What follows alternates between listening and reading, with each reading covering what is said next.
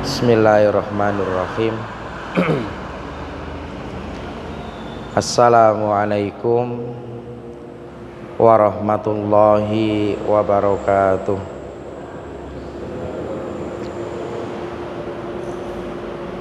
Innal hamdalillah nahmaduhu wa nasta'inuhu wa nastaghfiruh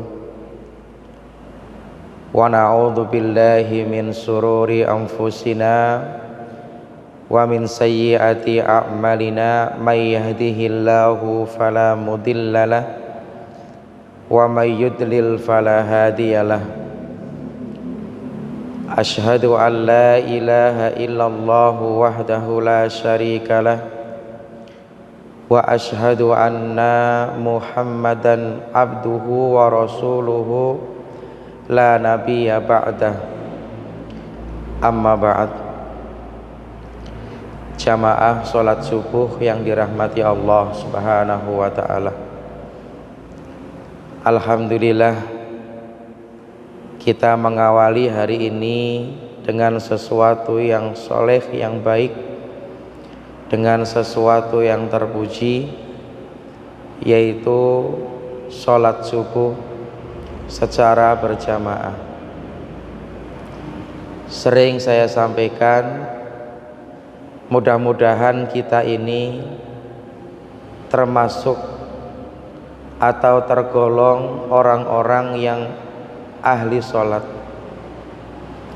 menjadi orang-orang yang muqimus sholat, orang-orang yang mampu menjalankan dan menegakkan sholat, khususnya sholat yang wajib atau sholat fardu. Sekali lagi, mudah-mudahan kita dianggap oleh Allah Subhanahu wa ta'ala menjadi orang-orang yang ahli sholat. Amin ya rabbal alamin.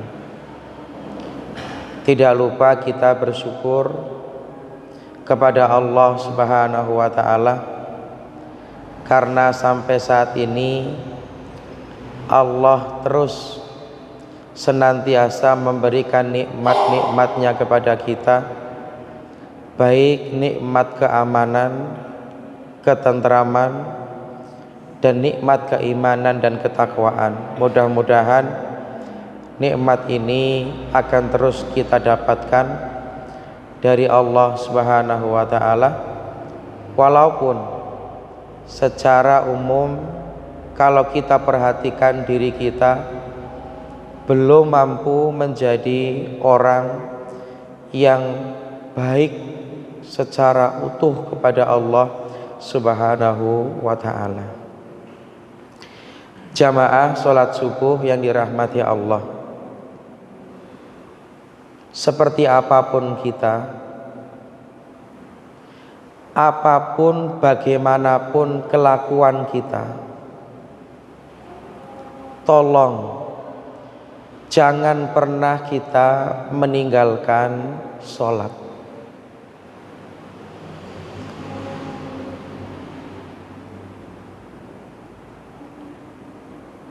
Saya ulangi lagi, seperti apapun kelakuan kita, dosa apapun yang kita lakukan, jangan pernah sekali-kali kita berani meninggalkan sholat. Mungkin kita atau orang-orang di sekeliling kita belum bisa meninggalkan perbuatan riba. Mungkin di antara kita dan keluarga kita ada yang belum bisa meninggalkan judi. Mungkin ada di antara kita dan keluarga kita yang belum bisa meninggalkan mabuk-mabukan. Bahkan mungkin di antara kita ataupun keluarga kita ada yang belum mampu meninggalkan perzinahan. Bahkan ada mungkin yang pernah membuat dosa membunuh, mencuri, merampok dan segala macam. Tetapi sekali lagi, tolong jangan pernah sekali-kali kita meninggalkan sholat. Bapak Ibu yang dirahmati Allah, karena sholat itu sudah menjadi kesepakatan ijma Bapak Ibu, bukan menjadi perselisihan lagi, tapi kesepakatan di seluruh ulama ahlus sunnah wal jamaah di seluruh dunia, bahwa tarkus sholah, meninggalkan sholat itu min akbaril kabair, termasuk salah satu dosa yang paling besar dari dosa-dosa besar yang lainnya. Bapak Ibu yang dirahmati Allah, itu artinya meninggalkan sholat itu lebih parah daripada berzina. Itu artinya meninggalkan sholat itu lebih parah daripada korupsi. Itu artinya meninggalkan sholat itu lebih parah daripada mabuk-mabukan. Itu artinya meninggalkan sholat jauh lebih parah daripada sekedar perjudian.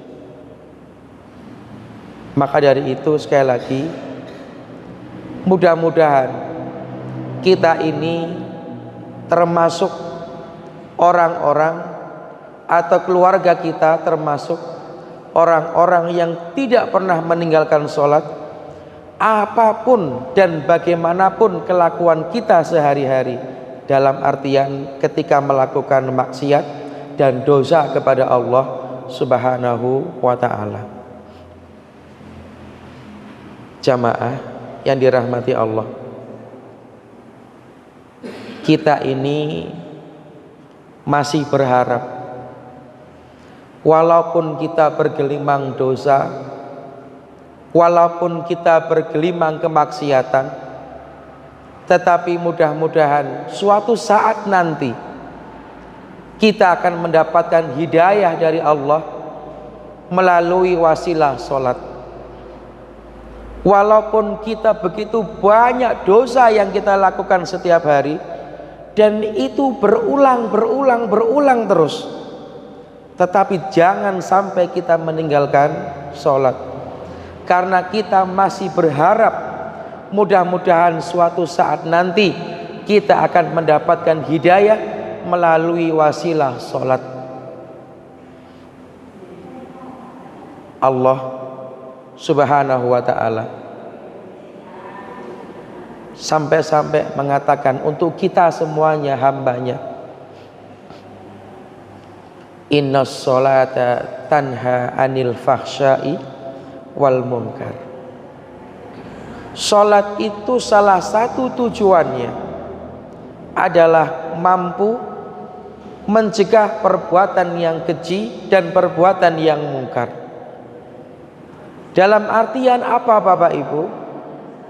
Kalau mungkin kita hari ini sudah melakukan sholat, tetapi kita hari ini belum mampu meninggalkan maksiat secara menyeluruh, mudah-mudahan bisa jadi suatu saat nanti Allah akan memberikan hidayah kepada kita melalui sholat.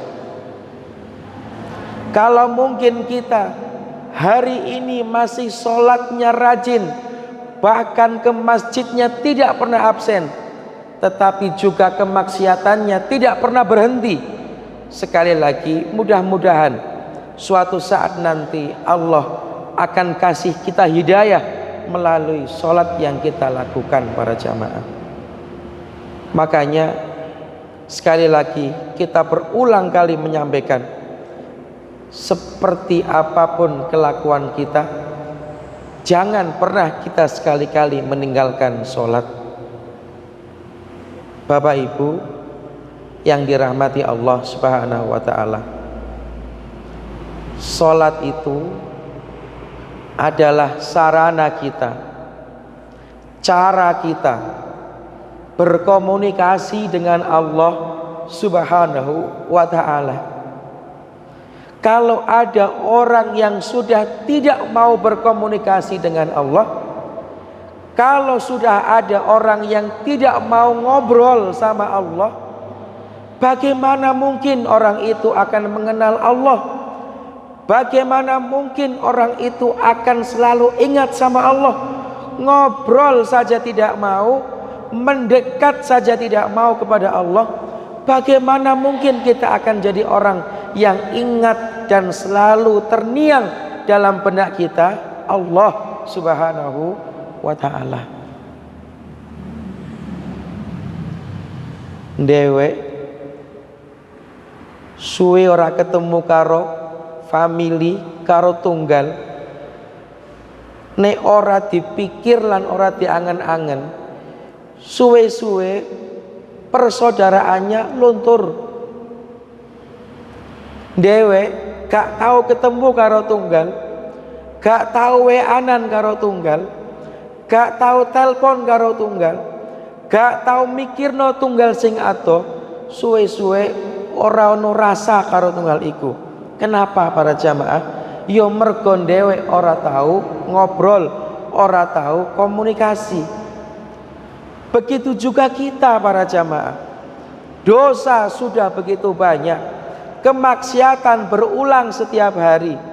Bahkan kita tidak tanggung-tanggung melakukan dosa-dosa besar.